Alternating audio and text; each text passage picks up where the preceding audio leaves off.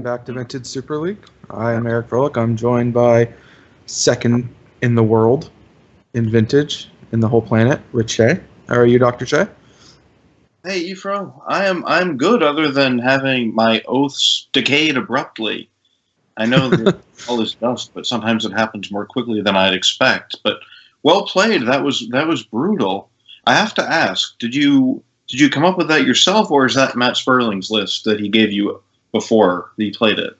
So I was working on various Camball brews because I thought that card was sweet. I wanted to play Dark Confidant because I was hoping Bob would be in my group. And I just wanted to, obviously a large part of me wanted to play Shops because I have a very, very, very high likelihood of being able to make it to the playoffs by playing Shops. But I didn't want to be that guy. So I wanted to play a deck without blue cards finally and play something a little bit different.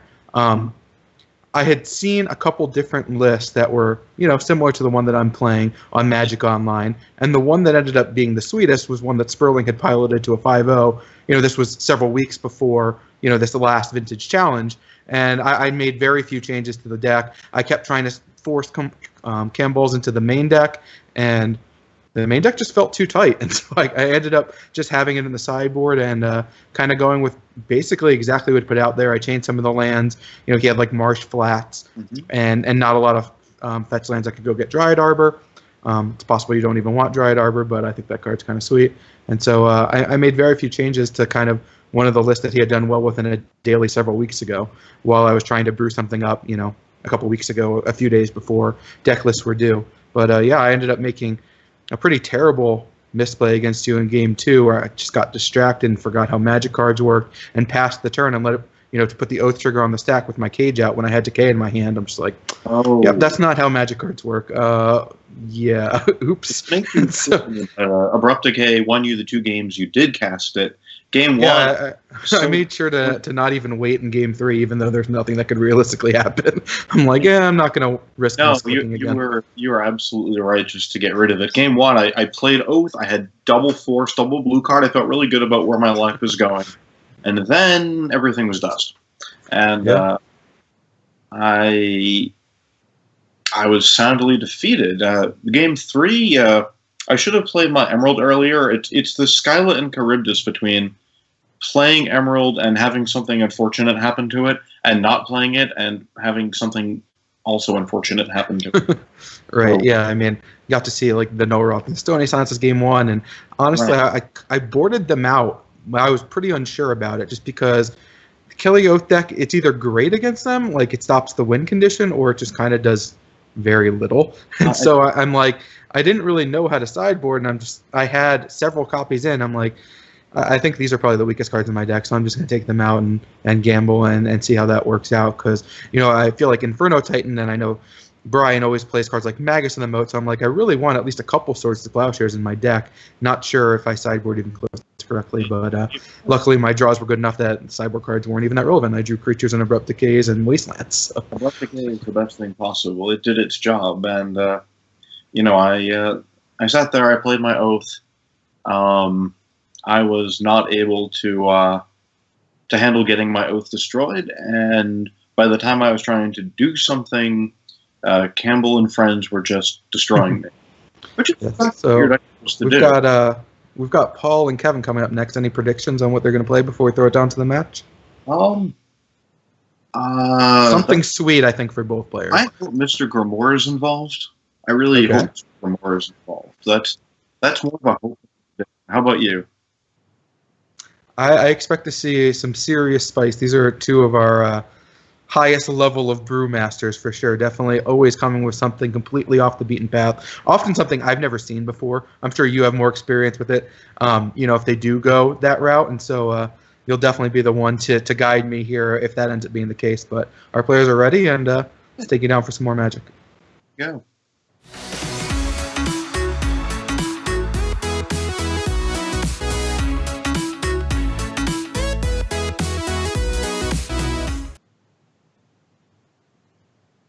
Welcome back to Vintage Super League. So, Grixis Duretti. What do you think about that? I love everything about that. I'm going to assume that this is some sort of, if not control slaver, then descendant of control slaver. Doretti, of course, is a Goblin Welder who ascended into being a Planeswalker. Of course. And Paul, it says that Paul is on Deep Shops, and I don't know what that is. Is that I think this was a while back, but I think it was you and Randy who might have been talking about the deck that got second at Vintage Challenge a while back with the black cards and like Helm of Obedience. You think that's what it is? Monty. So if this is 2-card Monty, then it's a deck whose sole purpose is to assemble a contraption, and you're trying either to use Helm and Leyline, which is an infinite decking combo, or Painter Grindstone. But that's just a possibility of what Paul might be on. Yeah. Am I right in saying that was the deck that got like second in a Vintage Challenge? I think not so. Too long ago. Yeah, maybe like a month and a half ago-ish. It's a fast combo deck that happens to have a very solid workshop game. Now, is that Tasigur off the top?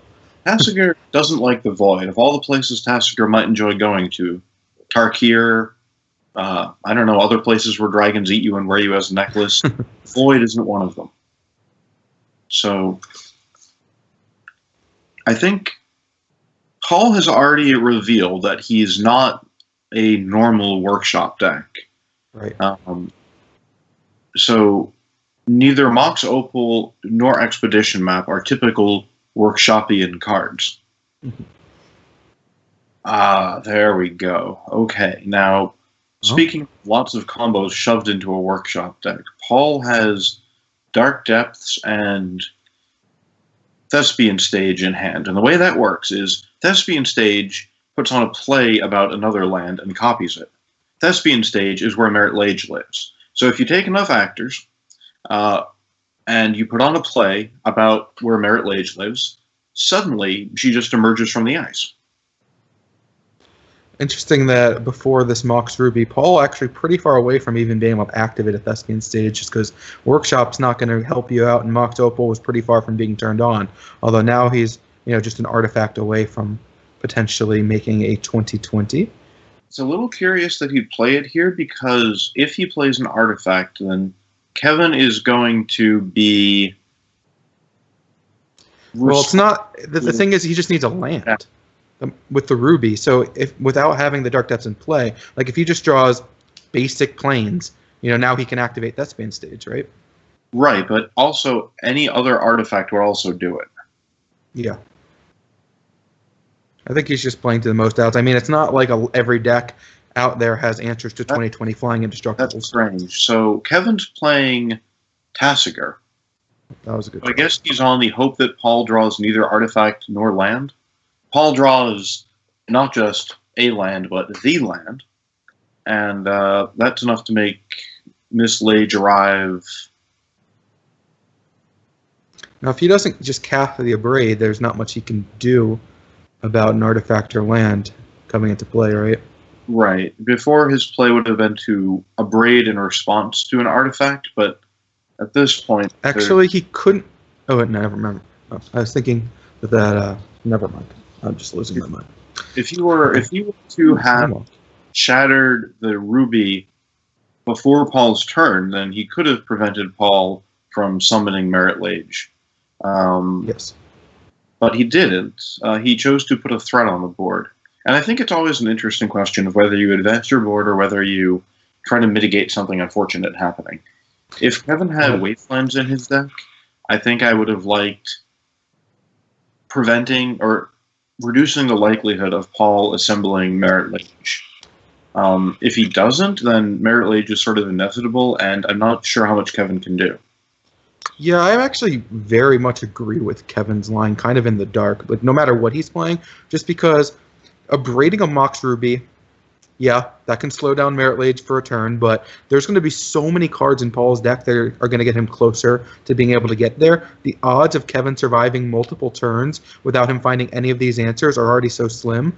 So getting down that 4-power creature and maybe, allowing Paul to have that one turn right now is not as big a risk as just like, if I wait around, I give my opponent even more turns. They have so many answers. Like they have I guess it's not answers. It's any land or mana source or artifact. Like, there are just so many good draws for him that, he kind of just needs to get that clock out there, because basically you're talking about Kevin's chances, no matter what, are very slim. Like, he's probably going to lose. They're both losing lines, but at least getting that threat down there gives him that slightly slimmer margin of maybe drawing, another answer the next 2 turns and slowing Paul down just enough.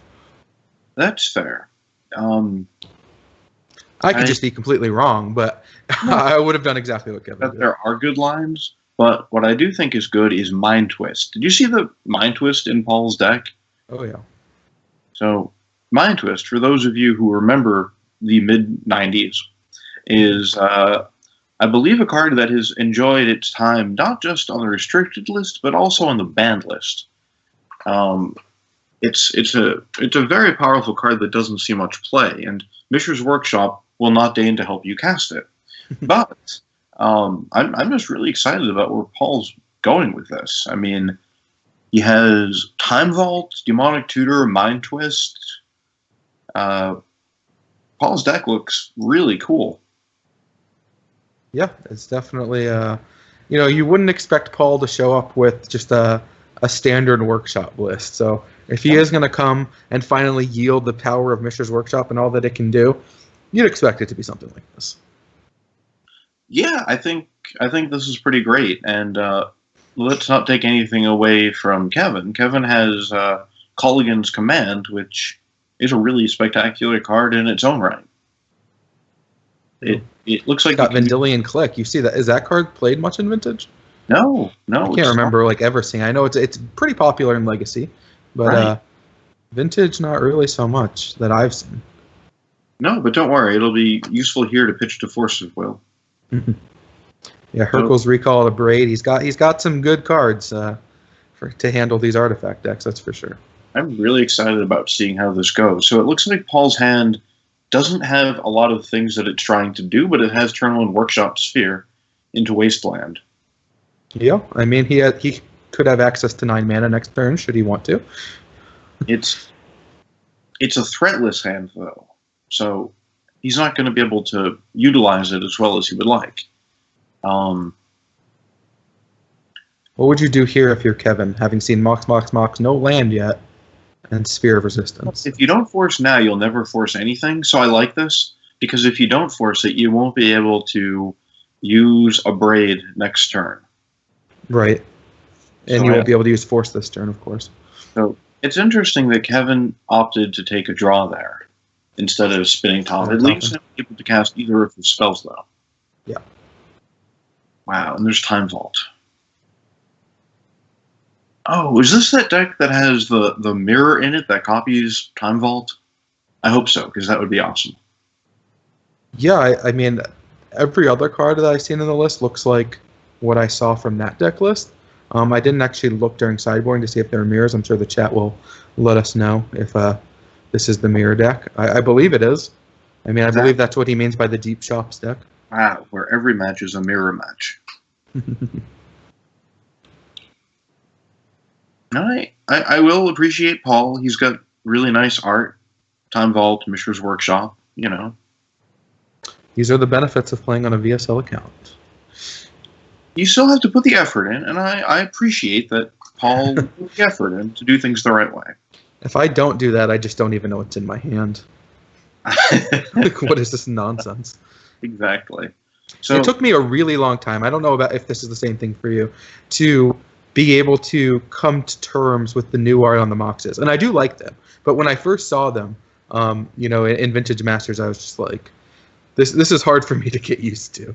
Like, the old artwork, the classic frames is so iconic that it was very hard for me to swallow. At this point, I'm pretty happy with, the power, but it took me a while for sure. I am still deeply hoping that Wizards prints the correct frame, the correct art. And honestly, the art means less to me than the card frame. Yeah, I know you're big on the asymmetry and then the new card frame, and I know you really love the little holograms they have on the rares at the bottom. I know you're really big on that, right? No, you have to make sure that your cards on Magic the Gathering Online are authentic, which I assume is what the hologram does. It does. Yeah, it's really hard to duplicate them on Magic Online because of that hologram. exactly. So the original card frames, my understanding is that Jesper Myrfors designed them. I love the original card frames, and I think that they're beautiful. They're evocative of a wizard going through a spell book and casting a really powerful spell, and I feel like I really like that about them, and I wish the new frames were a little more symmetrical, as in the sides were the same. They're different thicknesses, they taper differently, and I don't know if you folks watching have noticed that, but I think it bothers me more than it should. But oh yeah, that's for sure. But it certainly bothers me. Yeah, I mean, I do everything I can to play with beta cards in every instance I can play them. I spend far too many hours per week looking at the Eternal website with just the lists, or I guess the pictures of all the lists of all the old school decks, just because, I mean, it's like, these are Picassos to me. Like, this is just, going to an art gallery of seeing all these, incredible decks filled with great beta Arabian Nights Antiquities cards. It's just like exactly what, it brings me back. I started playing Magic over 20 years ago, and this was Magic to me. The chat is everything from telling me to shut up to agreeing with me with a little heart. So, There you go. That should be how it is. We should have a wide array of opinions. Yeah, absolutely. Absolutely. I mean, appreciating the art, liking... Kevin's doing some really good things here. He's got Jace online. He's already plussed it. This Brainstorm finds Time Walk. He's got Snapcaster Mage in hand. Like, this Jace is just going to go crazy. Yeah. He can snap back Ancestral. He can be reading at the library very soon. So this game is looking real good for Kevin. These are both just really cool decks. Interestingly, he doesn't currently have an answer to should Paul find a Dark Depths of an instant speed 2020. Obviously, the Jace is a great answer to token creatures, but being able to activate that at instant speed kind of mitigates the Planeswalker. Now, that said, he's pretty likely to find one. He gets to see so many cards. Well, now he has Demonic Tutor, so if he has an out, then he's fine. Yeah, and he is using Jace to Fate Seal Paul, which is always a good position to be in. Yeah. It's a nice security blanket. Right. When you've decided that draw 3 cards, no, I'm good. I have enough of those. Let's do this other thing instead. That's when you know you're in good shape. It's true.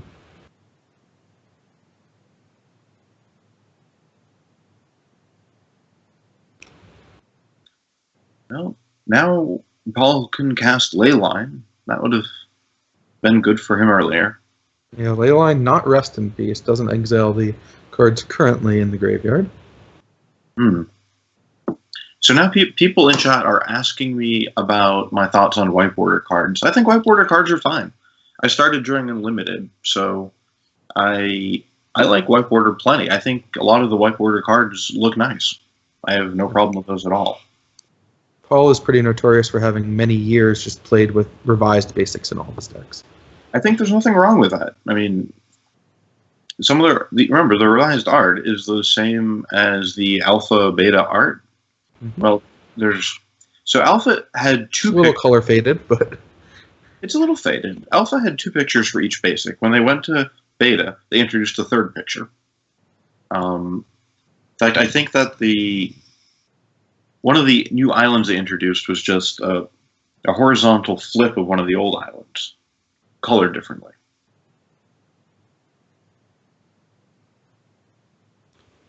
Well, Paul kept a hand that was extremely light on action, just a sphere that got Force-willed, and he has not found anything at any point while Kevin continues to really utilize all of these restricted cards that blue mages are so accustomed to. Multiple Ancestral Recalls, a Time Walk. This Jace is now at 9. He's got Demonic Tutor in hand to go find whatever he might want. He's got Dig Through Time to also more or less find whatever he might want. Pretty good position to be in. Well, I think we're just getting a showcase of all the exciting things that you can do when you have islands in your deck. I think Yeah, I mean, Kevin has this game locked up. One of the things. So after Champs, where workshops did very well, my first inclination was, gosh, we need to restrict something out of shops. But when I went on the VSL soon after that, Randy convinced me that the metagame will adjust. And I think he was right. I think Randy was right. And if you look at recent results, you'll see that blue decks are doing well, Dredge is doing well. The top two finishers in the last Magic the Gathering Online Vintage Challenge were a Dredge deck, followed by the Sperling Junk deck that you played, or the Ephro Sperling Junk deck. I don't know how you're. You can give credit to Sperling. All right. So I think the metagame's adjusted. I mean, Kevin certainly arrived here ready to eat Mishra's workshops all day. Well, he still doesn't have an answer to Dark Depths, right? No. He just used his tutor for a Force of Will. I guess he knows. I guess he used the Jace to Fate Seal, so knows there's not a Dark Depths on top. Oh, it's Magic Mirror? Mirage Mirror, which is actually not from Mirage if you look at it closely enough. Yeah, it's a reprint from Mirage. Right. So this card is best friends with Dark Depths because you get a copy, and Time Vault because you get a copy.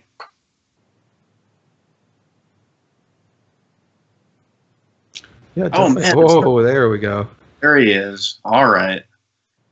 I'm going to pretend I know exactly what that does, since it's in the deck name. Okay. It makes 0/1 Defender token friends. You can sacrifice an artifact to destroy an artifact or an enchantment. And the ultimate, I think you pick an artifact in a graveyard, and I think you make copies of it, but I'm not 100% sure. I've played with the card once. Sweet. I've never actually ultimated it. Ultimated it? Yeah. Ultimated. Ultimated. There we go.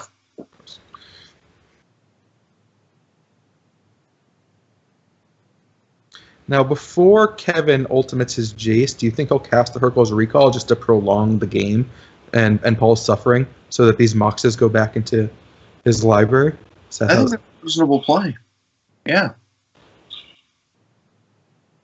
So there's the Shatter and Destroy Your... Okay, and Paul has had quite enough Magic today.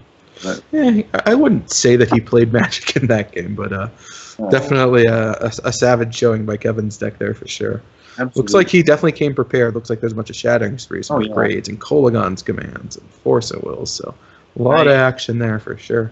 I love Kevin's deck here. This is just such a cool deck. Both players, you'll note, have a playset of Leylines of the Void. They both are ready for Zombies and Friends. Yeah. So there was a real life tournament, a vintage tournament at Gaming Etc. this past weekend, and the night before, I built Dredge because I thought it would be a good metagame call, and then I realized that I wanted to have a fun day, so I just built Oath instead because I didn't want to go around playing Dredge all day. Yes, that is reasonable. Favorite basics? Wow. I really like Apex a lot. Apex are nice, yeah. Gurus? How are you on Gurus? They have foiling on them, so I won't use them. I don't use foils. That's fair. That's fair, yeah. And they do look nice. The art is very nice. I understand people liking them. I mean, my favorite basic period is the Arabian Nights Mountain. Of course, it's a good one. But for some reason, you can't play an Arabian Nights Plains or Islands, so you probably know the answer to this question that I've thought about before and then just forgot about. Arabian Nights Mountain with City in a Bottle? It is safe. So for a long time, Arabian Nights Mountain would have been blown up by City in a Bottle because originally City in a Bottle blew up every card printed in Arabian Nights. And that would have even included Chronicles cards, which were printed with a little scimitar symbol. Right. But then they changed the rule about how City in a Bottle works, and currently it only destroys every card originally printed in Arabian Nights. So it doesn't matter what version of City of Brass or Serendipity you play, it's destroyed. Right. So for a long time, playing Arabian Mountain meant that you were literally playing a strictly worse card just to look cool. So there was a lot of... Yeah, sure. Arabian cities as well, I'm sure. Mm-hmm. Oh, yeah. So Ryan Glacken won Eternal Extravaganza playing Dredge, and he opted to play City of Brass over Mana Confluence, despite the card being strictly inferior. He just wanted to play with the Arabian card, and I absolutely support that position. Some interesting hand by Paul. A map that he's pretty far away from activating, a Lone Stone, which is of course great, and the Mirror and Leyline of the Void. He's so all in on that Lodestone, though, because if that Lodestone doesn't arrive, then Paul doesn't really do anything with his life, right? Yeah, this was also an interesting decision by Kevin. He could have played the library and activated it. He had Mox in hand that he could have chosen to play or not play. Now he's got another decision. He's got Dak Faden in his hand, but he won't be able to cast it next turn unless he draws another Mox or Lotus. I love going to the library. Now, Kevin can enjoy the services of Mr. Faden now, and he can have his own map. So, would you use Dak Faden to steal this map? Oh yeah, immediately, especially against the Dark Depths deck. So, well, even after drawing Treasure Cruise? Yeah, absolutely. Putting 2 cards in your graveyard is pretty nice. Think about all the fun places you can go. You can go to the land of Strip Mine. Maybe you want to have it. Do we see Strip Mine already? No, but 3-color decks that have Academy and Library often don't have Strip Mine, but this map will take you anywhere, even if it doesn't have Strip Mine. You go on an adventure to the land of Island, which doesn't get wasted. I believe Polluted Delta would probably be a better choice to start with a Delve card in hand, but yeah, I agree. Even better, you can spare. Oh wait, no, there's a Leyline in play. Jeez. Okay. All right, so completely all in on stealing this map, then, right? Oh boy, this is gonna be a long night for me. I'm barely functional. Like noontime out there? No, I mean, it has nothing to do with the time. It definitely has something to do with lack of sleep, I'll give you that, but that's fair. No real excuses, just completely out of it. It's too late for me to be drinking soda, but that's fine. That's fine. Man. Cheers. Yeah. To the doctor. I had a long day of doing science at work, and that was good. Came home, and then did Super Leaguing.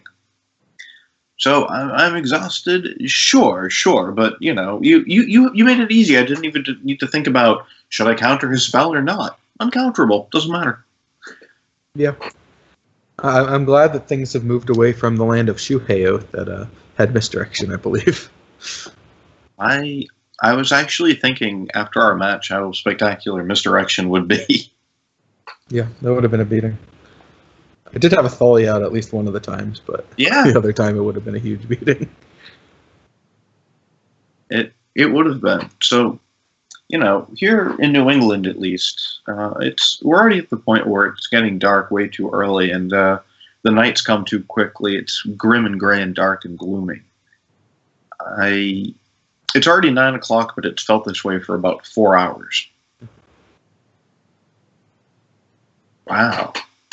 So, Paul is shining a mirror on Kevin's map, which Dak stole.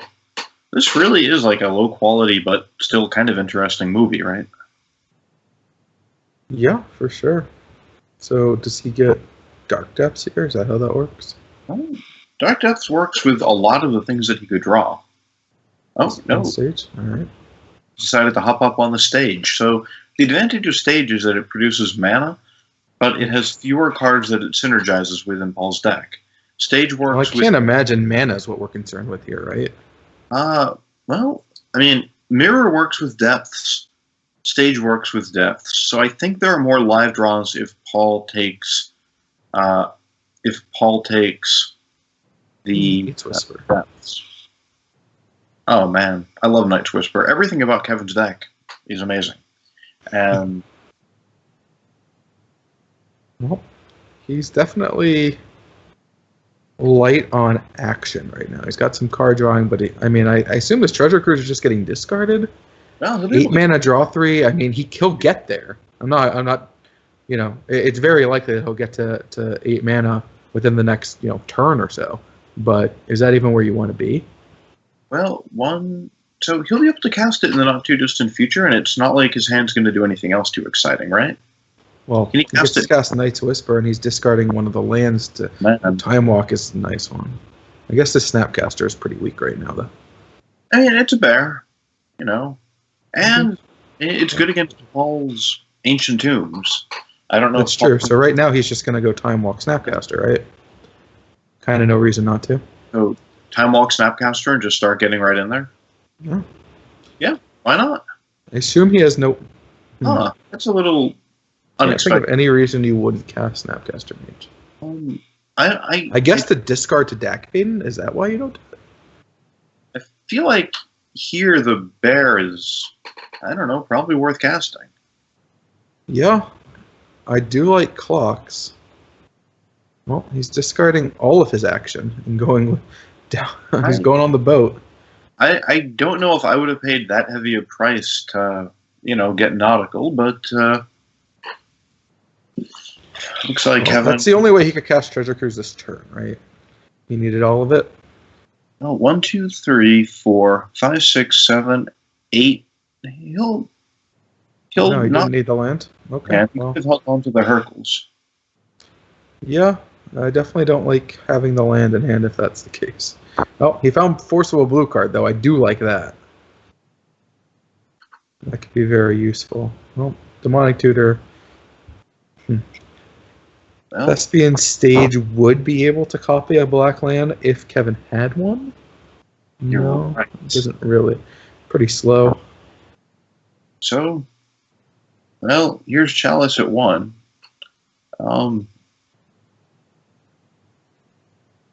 That's an interesting question for Kevin, isn't it? It's not a direct threat, and right now Kevin has the ability to filter through all of his cards. Yeah, I wouldn't even consider touching that one. Well, it's not a clock. So on the upkeep, it looks like Kevin's going to examine his top 3.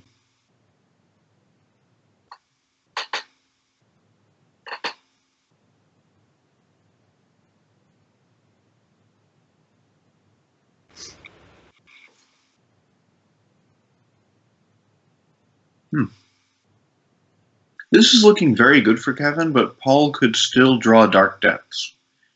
Right. And attacking for 2 each turn would make that a little bit harder. It would. It would. Especially with those Ancient Tombs, dealing damage. Oh, that's not a good draw. After we let the Chalice resolve. So that's a little awkward for Kevin. Fortunately, however bad it is, he can just keep digging. How does Replicate work with Chalice of the Void? Replicate copies still go through because you're not actually casting them, you're putting them directly onto the stack. All right. Looked like Kevin had a lot of Shattering Sprees in his deck. Oh. Or Shattering Spree. That would certainly be an out. I'm so glad they restricted Chalice of the Void. That card is miserable. It really is. I've had 3 times when my opponent had Chalice of the Void out and he forgot his trigger, that someone outside the match came and reminded him about his trigger. During the game? Yeah. One person. I'm not a big fan of that. One person, I won't even say who, got DQ'd in the top 8 for doing that. Yes, that is a reasonable punishment.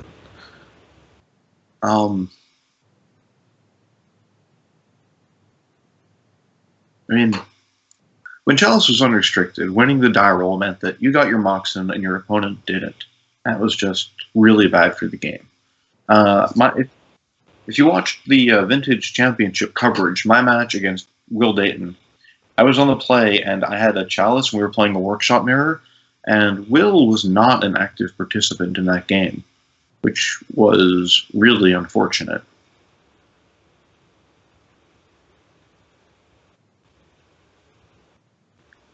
I mean, it's nice to win, but that isn't a fun way to win matches or win games. True. So it looks like Kevin is looking at his top 3 cards before drawing all of them. Yeah, I mean, if he doesn't have a blue card there, what would you do? Or has Dak not even been used yet? I guess it doesn't matter. I would certainly Ancestral there, because if there's not a blue card there, you still have 3 more cards to look for. Mm-hmm.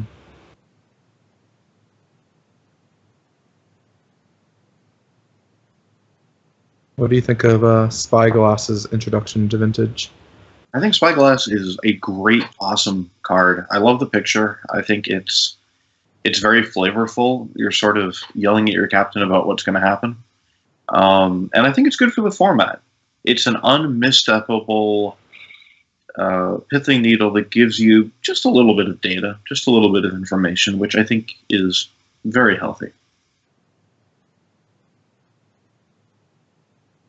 So I actually had 2 in my Eternal Weekend sideboard, and I didn't have any Pithing Needles. Mental Misstep makes Pithing Needle actually more fragile than this card that costs twice as much mana.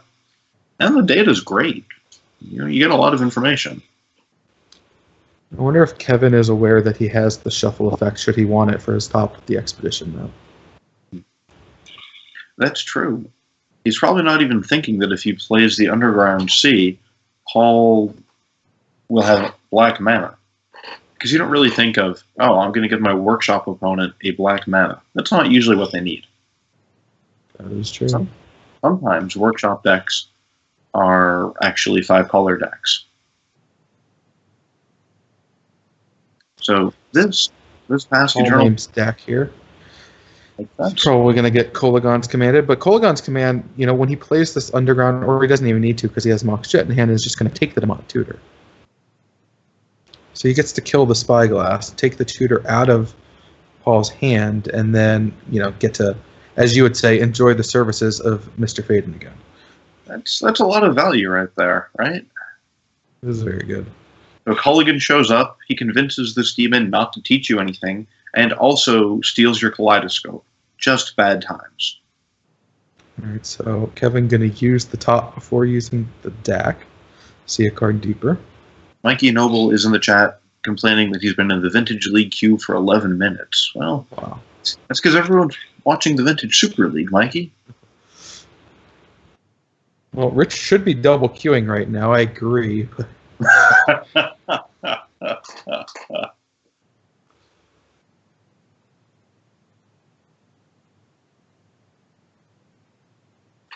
Yeah, we've absolutely seen Dak Faden just cycle Kevin through all these cards so his draws are live. I mean, at the end of the day, you give up a lot to put Mishra's Workshop in your deck.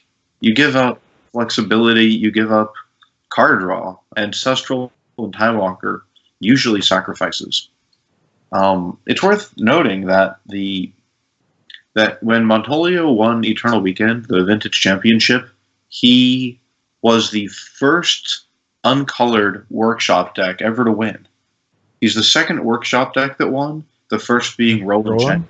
But Roland was playing a 5-color Workshop deck. So as good as the mono brown Workshop decks are, it's the first time it's actually emerged victorious. Well, Kevin's going right back to this Jace Ultimate plan, I imagine. He's not interested in damage. I mean, the Jace Ultimate plan mitigates against Mislaid arriving. It also is a clock. Basically, anything that Paul draws that isn't a Dark Depth is probably fine because Kevin can force it. He can also Dak Faden almost anything. Yeah, that's true. What do you have that I cannot possess? Something like a mirror is a little bit interesting because I think you can go on top and put it back on top and do some weird things, but I think Kevin is still winning games where that happens. Yeah. Oh, so Paul can hit Academy. I think it's a little late for that to matter, though. Just a wee bit. And Kevin can still find that land with that treasure map that that Dak Faden stole a long time ago. That's Chekhov's gun, right? We saw the plot point earlier, so they'd have to come back to it now. Oh yeah, for sure. Those are the rules. Yeah. So, at what point does the deck become Super Friends? This deck has 3 different Planeswalkers. As soon as they hold hands and sing Kumbaya. Okay, that seems good. Does it count if Jace is just holding hands with clones of himself? I think the new Jace does that. Yeah, that counts. Okay. Super Jace friends. You heard it here first, folks. So Culligan's command here is ridiculously powerful. It means that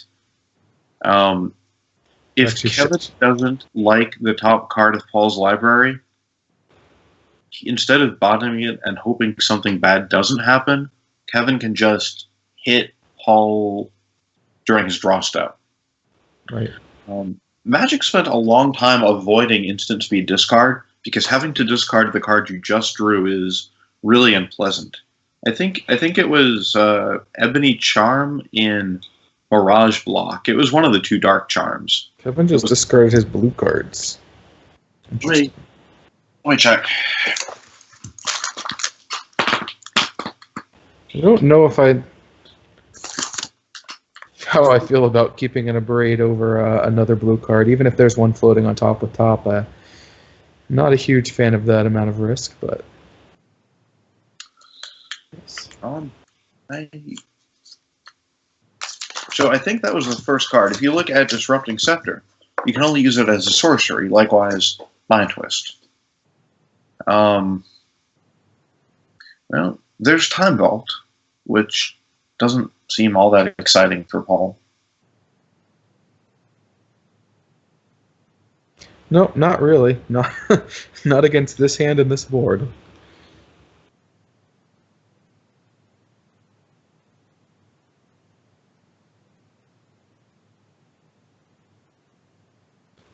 That vein just keeps ticking up.